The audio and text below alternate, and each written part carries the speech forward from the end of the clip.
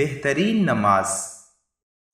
عن عبد الله بن عمرو بن العاص رضي الله عنهما قال قال لي رسول الله صلى الله عليه وسلم: يا عبد الله، لا تكن مثل فلان كان يقوم الليل فترك قيام الليل।